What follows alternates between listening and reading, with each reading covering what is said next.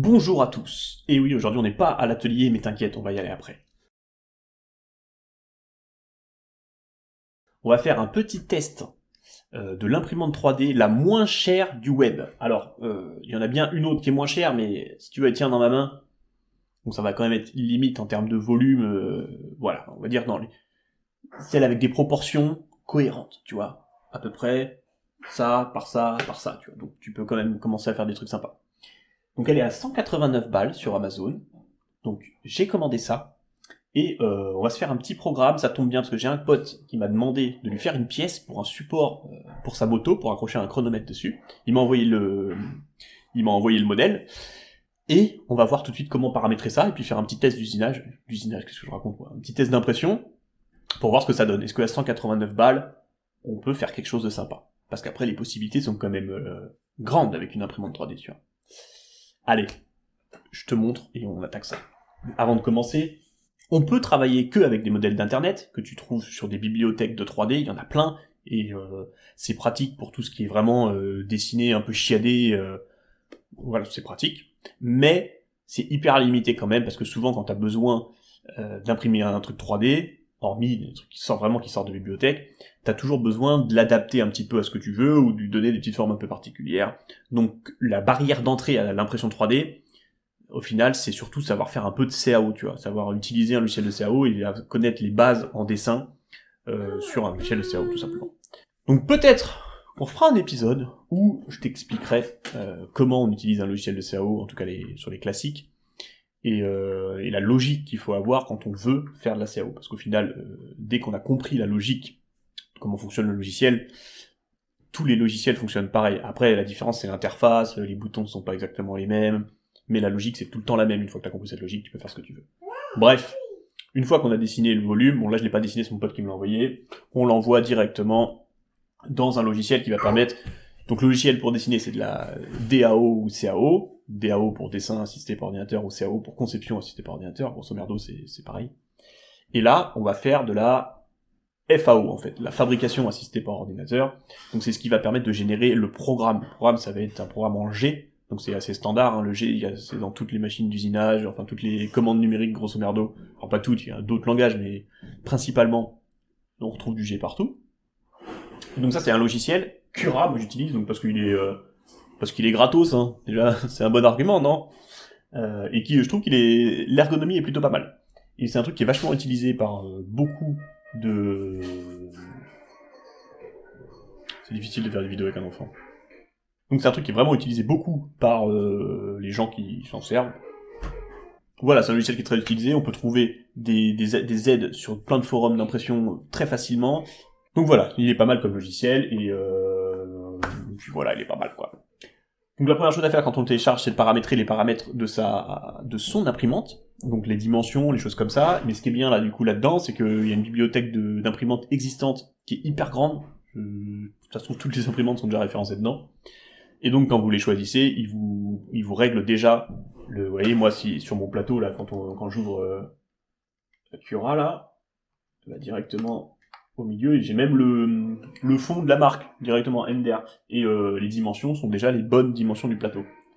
Alors là, j'ai récupéré le fichier STL que mon pote m'a envoyé. Donc STL, c'est le fichier, le format standard pour toutes les impressions 3D. Donc là, on peut voir qu'il est salement facétisé, en fait, son modèle. Donc là, ça veut dire que quand il l'a généré, en fait, il n'a pas fait gaffe dans les options pour générer un STL. Tu peux le générer de plein de façons différentes. Et là, du coup, bah, il est salement facétisé. Donc c'est pas grave, il m'a envoyé le step aussi, donc je vais pouvoir le rouvrir moi sur SolidWorks.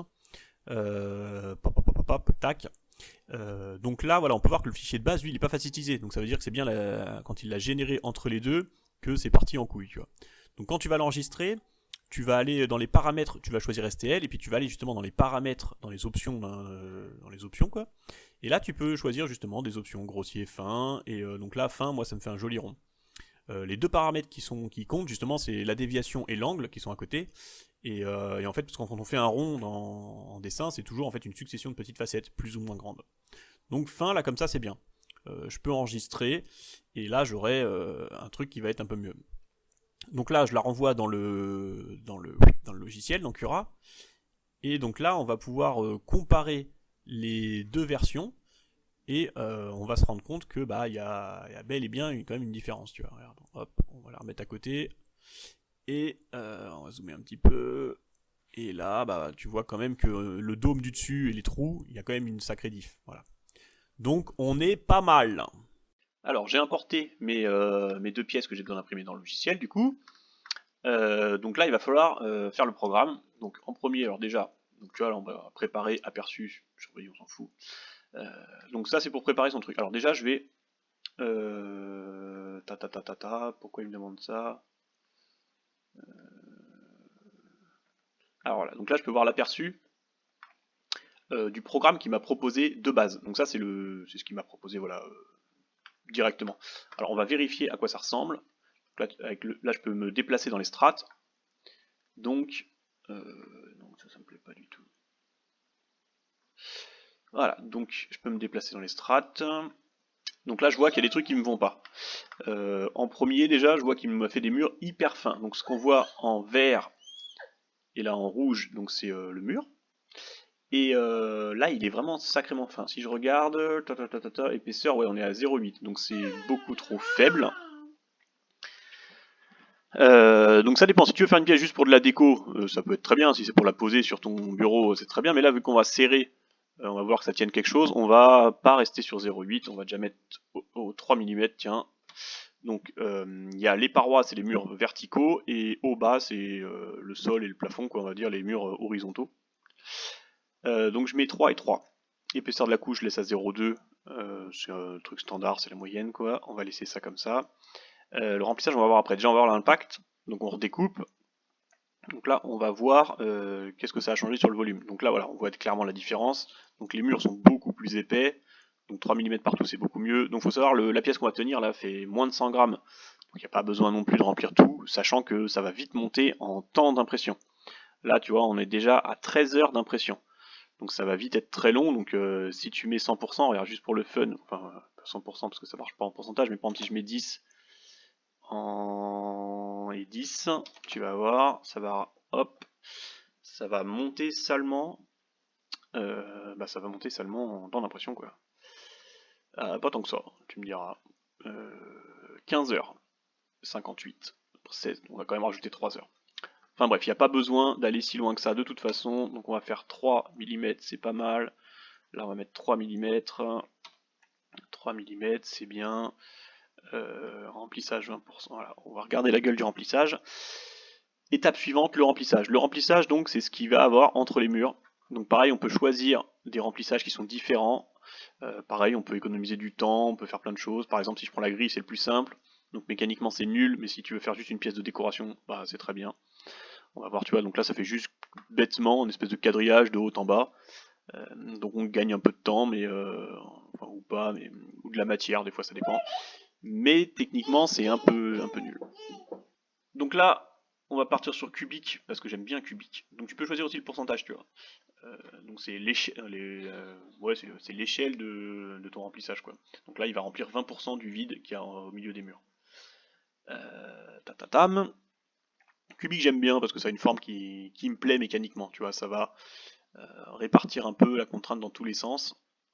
Et j'aime bien ça, je te cache pas. Donc là, on a quelque chose qui, moi, déjà, me semble pas vilain, tu vois. Donc là, on a une jolie pièce. Voilà. Donc là, on a un truc sympa qui me plaît bien. Là, par contre, il nous manque encore des choses. Donc déjà, là, ça va avoir du mal d'imprimer dans le vide ici. Donc normalement, il peut aller jusqu'à un angle d'impression, je crois, de 45 degrés, grosso merdo.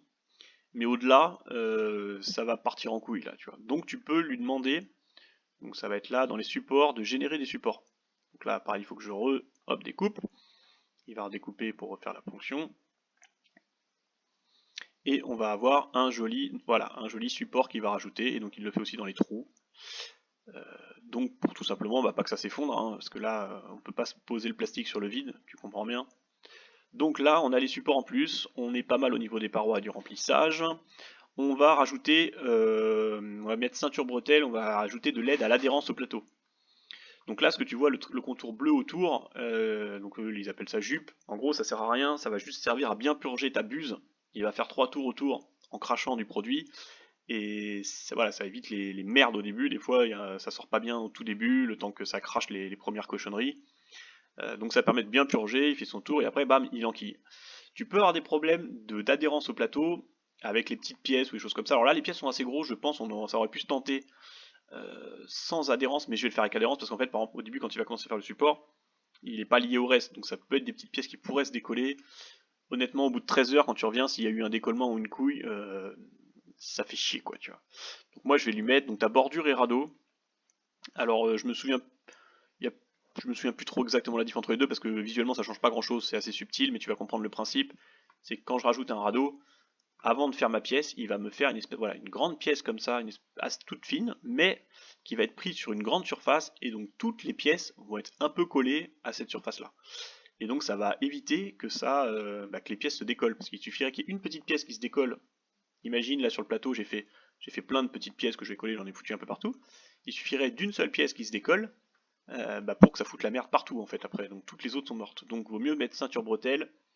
Donc le radeau, il va aider à l'adhérence. Alors après, il a des inconvénients. Donc l'inconvénient, c'est que l'aspect de surface entre ta pièce et ton radeau va être un peu moins belle. Parce que forcément, il faut que ça accroche un petit peu. Donc lui, il est malin, il te fait des couches à la con. En fait, c'est un. Comment dire, il te fait des couches avec des trous, en fait, un petit peu dedans, à dire, dans le radeau, pour que la pièce qu'ils mettent dessus, tu puisses la décoller du radeau quand même. Parce que si ça devient une seule pièce, c'est pas génial non plus. Donc voilà, donc là on est pas mal. Donc il manque juste les paramètres d'impression tout simplement. Donc là ça va être les températures. Donc là il te les met d'office parce que il te met d'office de température. Voilà, donc la température on peut retrouver sur internet des aides. Donc par matière on va déjà avoir des valeurs qui sont données un peu d'origine. Donc moi pour le PLA je vais partir, parce que c'est du PLA que j'imprime, sur 210 et 55. Parce que j'ai déjà fait des tests comme ça là et que ça s'est bien passé. Donc ça après c'est des trucs affinés en fonction de l'imprimante, en fonction des matériaux, d'une marque à l'autre, les couleurs même influent sur c'est pas la couleur hein, mais c'est le produit qu'ils mettent dedans pour colorer qui doit influer un peu sur le comportement. Donc ça va faire des tests et un petit peu une fois qu'on a pris l'habitude de sa machine et des matériaux, on évite de changer toutes les 5 minutes par exemple de marque, tu vois, si tu veux éviter de te faire chier à chaque fois. Et tu fais des petits tests sur des petites pièces, il y a des petites pièces exprès pour ça, qu'on les forme un peu à la con, mais du coup, en fonction de l'aspect général à la fin, ça permet de te dire, voilà, est-ce que c'est la température qui est trop bonne, pas bonne. Il y a plein de petits trucs exprès pour essayer. Voilà, j'aurais dû découper pendant que je raconte ma vie, ça aurait été mieux, on gagne du temps. Donc là, on est pas mal, on a le radeau, on a les supports, le remplissage, les parois, tout ça, ça me plaît bien. Donc on va pouvoir voilà, générer le code. Donc on envoie le code sur la petite carte SD et on va le foutre dans la machine et on va lancer tout ça en impression. C'est parti. Alors, nous voilà sur le lieu du crime, l'atelier. Alors la machine, je l'ai allumée, donc sur une machine d'imprimante 3D, d'impression 3D plutôt, ça marche comme une commande numérique sur le principe. La première chose à faire, c'est lui faire ses prises d'origine. Là, en fait, elle sait pas où elle est, tu vois, je peux bouger les axes comme ça, et elle sait pas trop où elle est. Donc la première chose à faire, c'est de lui faire sa prise d'origine. Donc ça marche sur toutes les mêmes, c'est pareil, hein, tu vas par exemple lui dire prépare-toi, et hop, auto-home. Auto-home, c'est revenir à la maison tout seul. Et là, en fait, elle va aller sur ces 3 axes jusqu'à arriver en butée. Et sur chaque butée d'axe, par exemple, là, on voit, il y en a un là, elle descend, elle va venir toucher le capteur qui est là. Dès qu'elle l'a touché, elle sait qu'elle est en bas. Elle fait son 0 sur cet axe-là. Hop, ensuite, elle va faire voilà. Elle fait les 3 axes comme ça, et dès qu'elle touche le capteur, elle sait qu'elle est à 0. Donc là, elle connaît sa position. La deuxième étape, c'est tout simplement de la faire chauffer, donc par rapport aux valeurs qu'on a données dans le programme. On va lui demander de chauffer. Donc là, elle va faire un préchauffage parce qu'elle a des valeurs définies. Par exemple, je lui dis que je fais du PLA, je lui fais préchauffage PLA. Hop, clac, tac. Et elle va commencer la chauffe. Dès qu'elle arrive aux températures de consigne, elle s'arrête et tu peux lui demander de démarrer l'impression. Voilà, c'est pas compliqué, c'est tout. Je te mets un petit timelapse de l'impression parce que je vais pas t'imposer les 16 heures de visionnage. Hein ?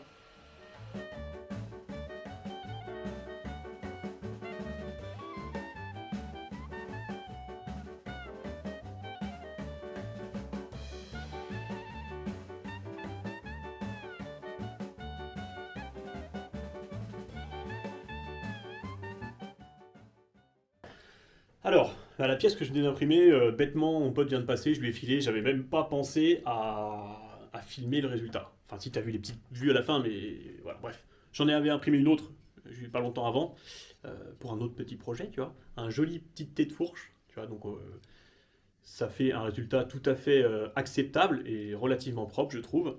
Les quelques petits points que j'aurais à te dire par rapport à celle-là, les petits détails à savoir, c'est que déjà, elle n'a pas de caisson, tu vois, elle n'est pas enfermée dans une boîte. Il y en a où, alors, il y en a qui ont une boîte, et il y en a qui ont une boîte, et en plus, avec une espèce de chauffage dedans qui maintient une atmosphère, une ambiance maîtrisée, on va dire. Moi, c'est pas le cas. Donc faire attention aux changements de température brusque, parce que si le plastique il se prend des coups de chaud, de froid, ça peut le faire se rétracter trop fort, des choses comme ça peut poser des problèmes. Euh, voilà, donc faire attention, moi en plus elle est en bas, elle est au frais, donc par exemple on peut pas ouvrir la fenêtre et se taper des courants d'air à 5 degrés pendant que tu es en train d'usiner, en train d'imprimer, c'est pas une bonne idée, tu vois. Si tu le fais dans ta maison au chaud, c'est mieux déjà, par exemple c'est chauffé, l'atmosphère est beaucoup plus stable, mais par contre ça fait du bruit pendant 15 heures, donc vaut mieux pas la garder dans ton salon ou dans ta chambre, tu vas avoir des problèmes avec ta femme. Ou avec ton mari, hein. Tu fais ce que tu veux, hein. Chacun est libre. Enfin voilà, ça fait quand même des pièces pas vilaines, tu vois. Pour 200 balles, c'est clairement honnête, je trouve. Si tu regardes la bobine d'1 kilo, c'est 20 balles, je crois. Grosso merdo, ça va être 1 € le kilo. Les pièces comme celle que je t'ai montrée là, qu'on a imprimée, je crois qu'elle fait même pas 100 grammes, tu vois. Donc ça revient, si ça fait 1 € le kilo, 100 grammes, ça fait 10 centimes, quoi. Si c'est ça, 1 € le kilo, 100 grammes, 10 centimes, ouais. Donc bon, tu rajoutes, on va dire, l'électricité pendant 15 heures, mais bon, c'est pas forcément un truc qui consomme énormément non plus. Il te fait une petite estimation de logiciel à chaque fois, je crois que moi il me disait que ça me la faisait à 2 balles. Voilà. Donc, je trouve ça pas mal, ça marche bien. Euh, voilà, j'ai pas grand chose à en dire de plus. Pour 200 balles, je trouve que c'est largement honnête, ça fait le boulot. Il y a des petits trucs à faire en plus. Moi je pense qu'un jour je vais lui fabriquer un petit justement en polycarbonate, enfin en PVC, j'en sais rien, une petite boîte, un petit coffret que je puisse fermer, comme ça quand ça chauffe dedans, voilà, ça évite les courants d'air, les choses comme ça stabilise plus la température et ça évite des rétractations trop rapides ou des choses comme ça. Par exemple, là, si tu regardes cette pièce-là, elle est légèrement bombée, tu vois, sur les côtés. Et ça, c'est typiquement ça, tu vois, c'est que la pièce, elle a un peu trop refroidi peut-être au début, elle n'avait pas encore assez d'inertie, j'en sais rien, et du coup, elle est légèrement bombée. Le dessus, il est parfaitement droit. Tu poses un réglet partout, t'es bien droit. Si je le pose ici, voilà, j'ai un petit millimètre d'écart de chaque côté. Après, ça, c'est un truc, une fois que tu le sais, c'est pas très grave. Parce que souvent, j'ai une surface fonctionnelle, c'est-à-dire que j'en ai vraiment deux où j'ai besoin qu'elle soit nickel, et je la mets toujours dans le sens qui m'arrange pour que ça finisse bien, tu vois. Donc voilà pour la petite présentation de cette imprimante 3D. Et puis voilà, hein, à la prochaine.